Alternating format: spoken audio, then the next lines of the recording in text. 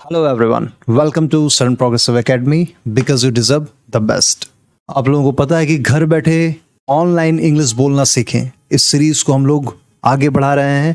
आज हमारा डे 7 है, 60 डेज ये क्लासेस चलेगा। ओके, आज हम लोग सीखेंगे ऑब्जेक्ट प्रोनाउन के बारे में, इसका यूज कैसे किया जाता है, इसका मीनिंग क्या है और हम लोग कैसे इसे बोलने में यूज कर सकते हैं। आई होप आप हमारे सारे वीडियोस को लगातार देख रहे होंगे, जिससे आपके बोलने और समझने की क्षमता बढ़ रही होगी। तो चलिए हम लोग शुरू करते हैं आज का सेशन। पिछली क्लास में आपने personal pronouns, possessive determiner, possessive adjective, possessive pronoun के बारे में पढ़ा है। आपको पता है कि इनका मीनिंग क्या है और हम लोग इसे कैसे यूज करते हैं। एक बार मैं आप लोगों को इनका हिंदी दिखा देता हूं, आप देख लो। नेक्स्ट,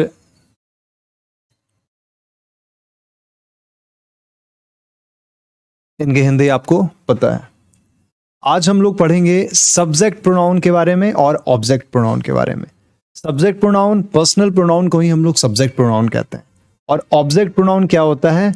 जैसे आई अगर सब्जेक्ट है तो आई का ऑब्जेक्ट मी होगा, वी सब्जेक्ट है तो वी का ऑब्जेक्ट प्रोनाउन अस होगा, यू अगर सब्जेक्ट है तो यू का ऑब्जेक्ट प्रोनाउन यू होगा, ही का हिम, शी का हर, दे का देम, इट का इट। ये इनका मीनिंग है, आप एक बार अच्छे से देख लो। मी का मतलब मुझे, अस का मतलब हमारे, अगर एक से ज्यादा लोग हैं तो हम लोग हमारे बोलते हैं, यू तुम्हें या आपके, हिम उसे, उसको या उनको पुरुष के लिए यानी किसी भी मेल के लिए, हर उसे, उसको, उनको स्त्री के लिए, देम उनके या उन्हें एक से ज्यादा लोग के लिए, इट का मतलब उसे। ओके, आपको समझ में आ रहा होगा। आज के सेशन को बहुत ही धैर्यपूर्वक देखना। आज के सेशन के बाद आपको ये पता चल जाएगा कि किस जगह पर आपको आई यूज करना है, किस जगह पे आपको मी यूज करना है। ओके, दो सेंटेंसेस यहाँ पे लिखे हैं, एक है आई वेंट टू पटना, दूसरा सेंटेंस है मी वेंट टू पटना। क्या आप बता सकते हो कि दोनों सेंटेंस में से सही सेंटेंस कौन सा है? अगर आप नहीं बता सकते हो तो कोई बात नहीं, इस सेशन के बाद आप बिल्कुल बता सकोगे।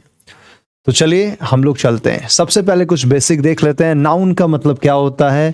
नाउन का मतलब name of the person, place और थिंग। नाउन नाम बताता है। मैं हमेशा आसान भाषा में आप लोगों को सिखाने की कोशिश कर रहा हूं। Pronoun, a word which is used in place of a noun is called pronoun. Noun के बदले जो आता है उसे हम प्रोनाउन कहते हैं। ओके, आज हम लोग सेशन को आगे बढ़ाने से पहले समझते हैं कि सब्जेक्ट क्या है। द पर्सन और थिंग डूइंग द एक्शन, यानी वैसे पर्सन या कोई वैसा थिंग जो एक्शन को परफॉर्म करता है, उसे हम लोग सब्जेक्ट कहते हैं। एग्जाम्पल आप ले लो, अमन वेंट टू पटना, यानी अमन पटना गया, यानी इस जगह पर अमन ने एक्शन किया, अमन के द्वारा एक्शन किया गया। जो काम करता है, जो एक्शन करता है, उसे हम सब्जेक्ट कहते हैं। और इस जगह पर एक्शन का परफॉर्मेंस अमन के द्वारा किया गया, तो अमन इस जगह पर सब्जेक्ट होगा। ओके, आई होप आपको समझ में आ रहा होगा। नेक्स्ट आप देखो, ऑब्जेक्ट किसे कहते हैं? रिसीवर ऑफ एक्शन, जो एक्शन को रिसीव करता है उसे हम ऑब्जेक्ट कहते हैं। एग्जाम्पल से आप समझो, अमन गेव मी अ पेंसिल, अमन ने मुझे एक पेंसिल दिया। दैट मीन्स यहां पर अमन तो एक्शन कर रहा है, लेकिन रिसीवर कौन है? मी, यानी कि मैं। अगर मुझे अमन ने पेंसिल दिया तो मी इस जगह पर ऑब्जेक्ट है। तो आज हम लोग इसी सब्जेक्ट और ऑब्जेक्ट को समझते हुए समझेंगे कि सब्जेक्ट प्रोनाउन का किस जगह पे यूज करना है और ऑब्जेक्ट प्रोनाउन का किस जगह पे यूज करना है। तो चलिए हम लोग शुरू करते हैं। पहला सेंटेंस देखो, I gave Aman a pencil. इस जगह पर आई ने पेंसिल दिया है अमन को, यानी कि काम आई के द्वारा किया जा रहा है। जो काम कर रहा है वो कौन है? आई है। आई क्या है? एक पर्सनल प्रोनाउन है। और इस जगह पर आई क्या है? सब्जेक्ट है, क्योंकि एक्शन कौन कर रहा है? आई कर रहा है, तो आई इस जगह पर सब्जेक्ट है। आई होप आपको समझ में आ रहा होगा। फिर भी अगर कोई भी दिक्कत हो तो कमेंट में जरूर पूछना। Next sentence, Aman gave me a pencil. तो इस जगह पर अमन ने मुझे पेंसिल दिया। दैट मीन्स यहाँ पे मी जो है वह ऑब्जेक्ट की तरह काम कर रहा है। मी क्या है? प्रोनाउन है, तो ऑब्जेक्ट प्रोनाउन है, तो हम लोग इस जगह पे मी यूज कर रहे हैं। आई सब्जेक्ट है और मी ऑब्जेक्ट है। आई होप आपको समझ में आ रहा होगा।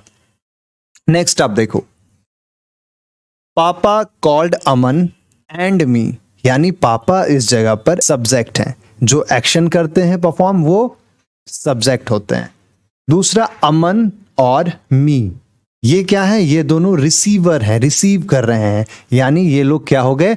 ऑब्जेक्ट हो गए। इस जगह पर पापा ने अमन को और मुझे बुलाया, तो हम लोगों ने क्या किया कि अमन और मी जो है वो ऑब्जेक्ट है, तो हमने ऑब्जेक्ट लिख दिया। आपको इस जगह पर एक और कॉन्सेप्ट को समझने की जरूरत है कि जब भी हम लोग इंग्लिश में बात करते हैं या इंग्लिश लैंग्वेज में, हम लोग पहले दूसरों के नाम को पहले लिखते हैं। जैसे कि अगर इस सेंटेंस में अगर हम लोगों ने लिखा होता कि पापा कॉल्ड मी एंड अमन, तो ये सेंटेंस ग्रामेटिकली गलत हो जाता। बोलने के क्रम में हम लोग इस तरीके से बोल लेते हैं, लेकिन सेंटेंस जो सही है वो पापा कॉल्ड अमन एंड मी, यानी कि पहले हम लोग दूसरे के नाम को प्रेफरेंस देंगे, फिर हम लोग मी का यूज कर सकते हैं। ओके, नेक्स्ट आप देखो, तो जो दो सेंटेंस है उसमें से फर्स्ट वाला जो दो सेंटेंस है, I went to Patna, me went to Patna, इस दोनों में क्या फर्क है इसे हम लोग समझते हैं। कौन सेंटेंस सही है, कौन सेंटेंस गलत है।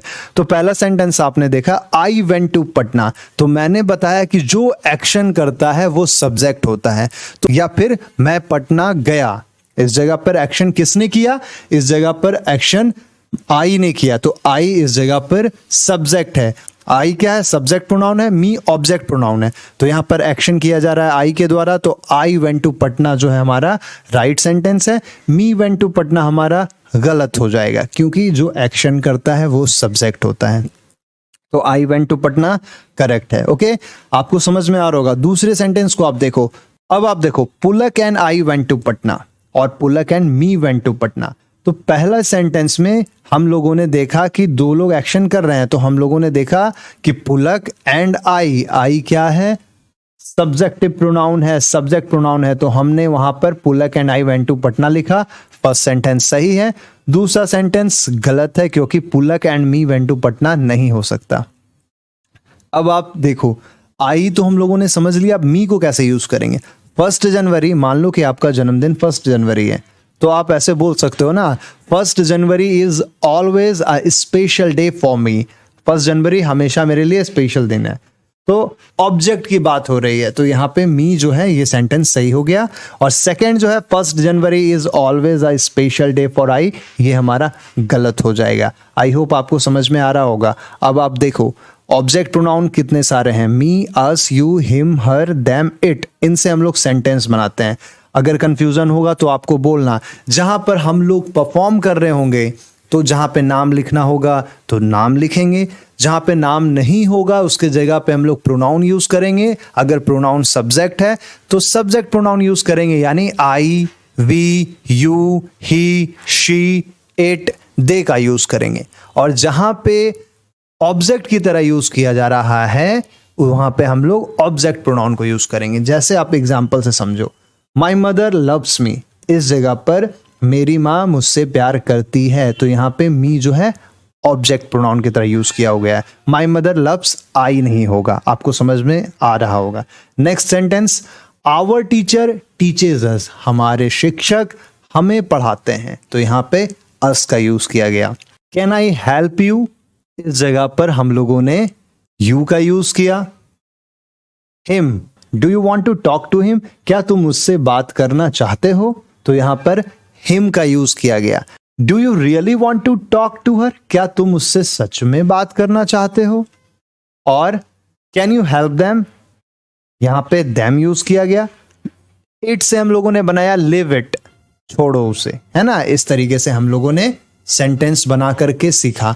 जहां पर सब्जेक्ट प्रोनाउन की जरूरत है हम लोग आई, वी, यू, ही, शी, दे और इट का यूज करेंगे। जहां ऑब्जेक्ट प्रोनाउन की जरूरत है वहां पे हम लोग me, us, you, him, her, them, it का यूज करेंगे। तो आपको पता चल चुका है, सब्जेक्ट जो एक्शन करता है और ऑब्जेक्ट जो एक्शन को रिसीव करता है, जैसे my mother loves me. Okay, आपको आई होप समझ में आ रहा होगा। फिर भी कोई डाउट है, किसी भी तरीके का कोई क्वेश्चन है, जरूर पूछना। मैं नेक्स्ट वीडियो सेशन पे लेकर आप लोगों के लिए आऊंगा।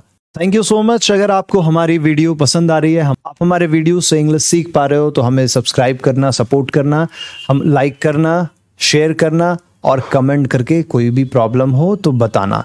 Thank you so much, all the best. मिलते हैं नेक्स्ट वीडियो में।